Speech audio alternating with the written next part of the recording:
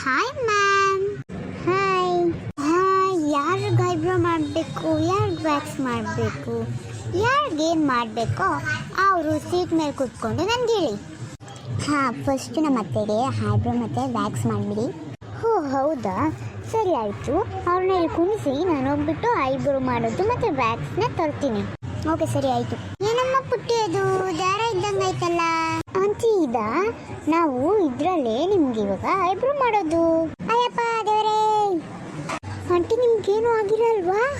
ಅಯ್ಯೋ ನಂದು ನರ ಎಲ್ಲ ಕಟ್ ಮಾಡ್ತವಳಲ್ಲಪ್ಪ ಈ ಹುಡುಗಿ. ಅಯ್ಯೋ ಲೇ ಸೊಸೆ, ಬೇಗ ನರ ಡಾಕ್ಟರ್ಗೆ ಫೋನ್ ಮಾಡೇ ಲೇ. ಅತ್ತೆ, ಅದೇನು ಆಗಲ್ಲ, ಐಬ್ರೋ ಮಾಡೋದೇ ಆ ಥರ ಅತ್ತೆ.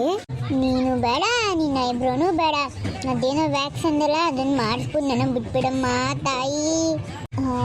ಮ್ಯಾಮ್, ನೀವು ಈಗ ವ್ಯಾಕ್ಸ್ ಮಷಿನ್ ತಂದು ನಮ್ಮ ಅತ್ತೆಗೆ ವ್ಯಾಕ್ಸ್ ಮಾಡಿಬಿಡಿ. ಓಕೆ ಮ್ಯಾಮ್, ನಾನು ಈಗಲೇ ಹೋಗ್ತಿರ್ತೀನಿ. ಆಂಟಿ, ನಿಮ್ಮ ಕೈ ಕೊಡಿ ಸ್ವಲ್ಪ. ತಗೊಳಮ್ಮ, ತಗೋ. ಲೇ ಸೊಸೆ, ಇವಳೇನಿಲ್ಲೇ ಬೆಲ್ಲದ ಪಾಕ ಅಂತಂದು ಕೈ ಮೇಲೆ ಹಿಂಗೆ ಇಟ್ಬಿಟ್ಲಲ್ಲೇ. ಅತ್ತೆ, ಅದು ಬೆಲ್ಲದ ಪಾಕ ಅಲ್ಲ ಅತ್ತೆ.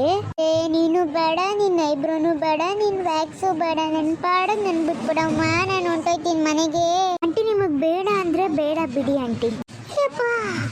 ಸದ್ಯ ನೋಡಿದ್ರಲ್ಲ ಫ್ರೆಂಡ್ಸ್, ನಮ್ಮ ಅತ್ತೆ ಐಬ್ರೋ ಮಾಡಿಸ್ಕೊತೀನಿ, ವ್ಯಾಕ್ಸ್ ಮಾಡಿಸ್ಕೊತೀನಿ ಅಂತ ಬಂದು ಹೇಗೆ ಆಡ್ತಿದ್ರು ಅಂತ.